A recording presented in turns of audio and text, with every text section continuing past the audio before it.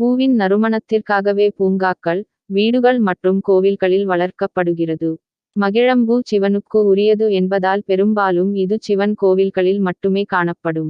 மகிழமரத்தின் பூ தாது வெப்பு அகட்டும், காமம் பெருக்கும். விதை குளிர்ச்சியூட்டும். தாது பலம் பெருக்கும், நஞ்சு நீக்கும்.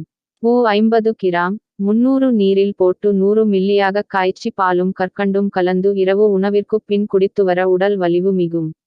மகிழம் பட்டையை கொதிக்க வைத்து அந்த தண்ணீரில் வாய் கொப்பளித்து வந்தால் வாய்ப்புண் ஆறும்.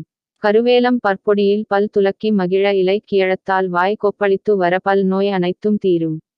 மகிழம் பட்டையை கொதிக்க வைத்து குடிநீராக்கி வாய் கொப்பளிக்க வாய்ப்புண் ஆறும்.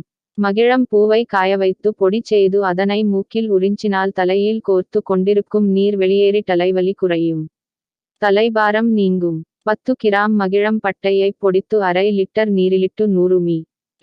யாக காய்ச்சி வடிகட்டி தேன் சேர்த்து 50 மி.யாக காலை, மாலை தொடர்ந்து சாப்பிட்டு வர கருப்பை பலவீனம் தீரும்.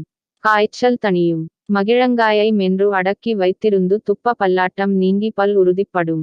மகிழம் பூவை காய வைத்து அரைத்துப் பொடியாக்கி பாலில் காலை, மாலை அருந்தி வர காய்ச்சல் தலைவலி, உடல் வலி, கழுத்து, தோள்பட்டை வலி போகும். அறிவு வளர்ச்சிக்கு இது ஒரு டானிக்.